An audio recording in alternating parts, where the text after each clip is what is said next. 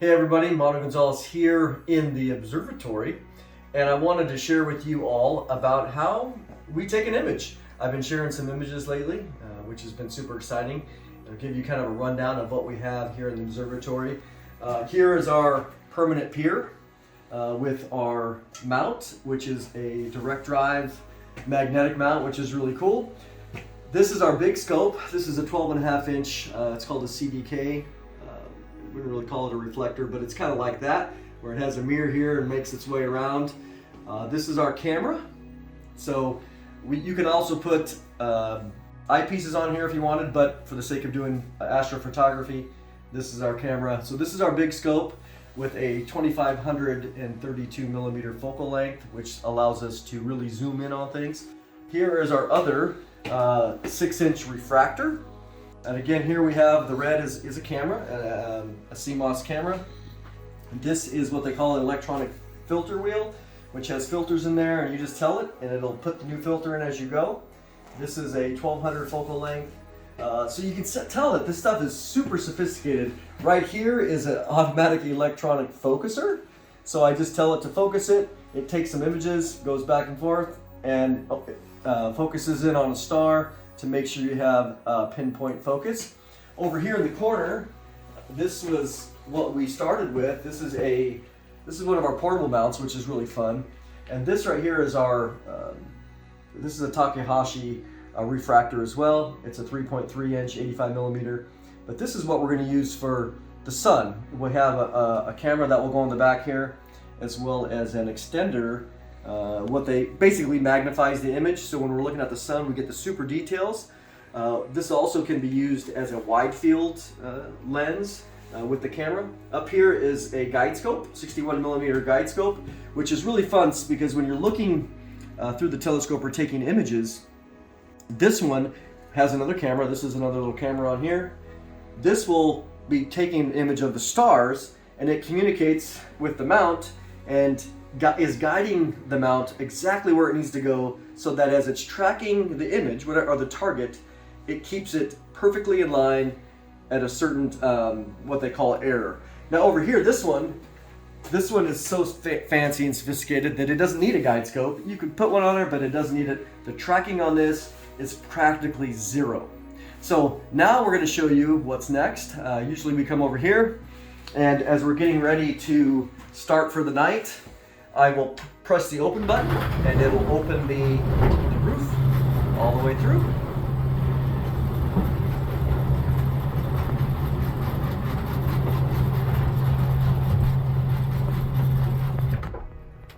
So what we're doing now, the first thing that I do is I pick a star, and here's my little map. Pretty easy. You can see there, it's got a sky map, just kind of fun. I pick a star, I click go to, and the mount makes its way over to the star. And you can see it turning and making its way. Once I get there, the first thing that you need to do is you need to autofocus the mount. So I come up here and I just hit, I go to this button over here. It's just amazing technology. I click start the autofocus, and boom, and all of a sudden you'll see the position of the focuser starts going in and out. What it does is it takes an image, as you'll see up here. The image will show up right over here on this side, and it'll measure the size of the star, which is really, really cool. And as it measures the size of the star, it says, oh, it looks a little big, and so then it'll bring the focuser in, and then it'll take another image, and it says, oh, so here here's where the star appeared. This is it right here, and it's like, hey, we need to go bring the focuser in a little bit. It'll take another picture, measures the star, and it does it 5 different times. And then what it does is they call it a V curve, and it'll measure what is the smallest image, which is what you want. You want the star to be really small and tight. And then it'll decide automatically which one was the best, and it'll move the focuser to that one and say you're ready to go. Okay, so it takes a few minutes for it to take its 5 separate images, but you can see here that The first image was 11.13 diameter. It measured 68 stars. The next one 7.1. So the smaller, it shows you over here that the focus position of 18449 is really what we want. Maybe even a little low. If you press this graph, it's taking these images, and as it gets lower, this is beautiful. It shows you down here, right around 18.3, 18.250 is the perfect spot, the smallest part of the star. And if you look over here, it shows 18.257. So now that we have this, our focus is perfect. It's controlled, it's automatically there. So now what we're gonna do is we're gonna decide which target we want. And I have been working on a galaxy right here. You can see, I'll bring it down, M101. Here's the Big Dipper. I click on this, I click go to, boom, the mount is now moving to the target. And so it's set up on the galaxy of M101. Now that the telescope is pointed at our target, I can go over here to tracking, and it tells me how good the tracking is, and anything below 1 is beautiful.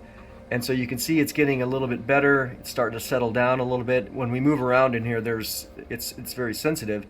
But over here, you can see that the tracking error is, I mean, it's just stunning. It's under 0.3, 0.4 without any guiding like the other one.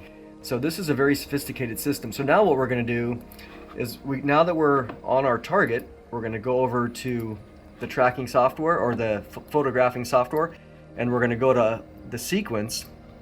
And so what I'm gonna tell it to do is I'm gonna open up this, and I'm gonna tell it that I wanna do, we're just gonna take a preview. So I'm gonna do a single, I'm gonna put in here 300 seconds, which is 5 minutes. And this is what we want. And we'll take the 5-minute image, and I'll show you what, this is a preview, I'll show you what comes up after 5 minutes. All right, everybody, so it's been 5 minutes. We took our first 5-minute exposure, and this is what you get. You can see it's starting to take shape. You can see the outline of the spiral arms of M101. And what I'm going to do is I'll probably take up to probably 200 of these images, and then what you do is you stack them together, because these things are really dim. And so here I'll show you what we've done. I've taken 2.5 hours of data, and this is what 2.5 hours looks like. And you can see how it's really taking shape. And my goal is to do 13 hours at least, maybe even 20 hours of data. So you can see already how beautiful the colors are already coming out. You can see the arms, these little dust lanes right here. By getting some more hours, these dust lanes, which, so we're not creating anything here. We're just allowing the photons to absorb into the camera, because this is so far away. That's why it's so dim. But when you just simply take an exposure, the light that is already there shows us. If we were to go, several light years or longer closer to it, it would brighten up. But since we're so far away, this is just 2.5 hours. So when we get done, you'll see it. All these dust lanes are going to end up becoming full-blown beautiful. But we go from the other image that we had, which again is right here. You can start to see it just after 5 minutes, to this after 2.5 hours, to the next one, which will be out of our minds. So this is kind of how we do it every night out here in the dark. It's nice, and the technology is amazing, and this is what we're doing with the Psalm 19 project. So I wanted to kind of give you an inside scoop of how the pictures that you're going to continue to see, what it takes to get them. It's quite complicated, but it's streamlined, and the technology that we have now allows us to get a glimpse into the glory of what God has put in the sky. There's millions of these, and it's galaxy season, so I'm going to be spending a lot of time getting galaxies over the next couple months. But you think about even 200 years ago, nobody could appreciate the awesome things that God has put right there for us to discover and to see. And as always, the heavens declare the glory of God, and the skies above show his handiwork. So thanks for watching.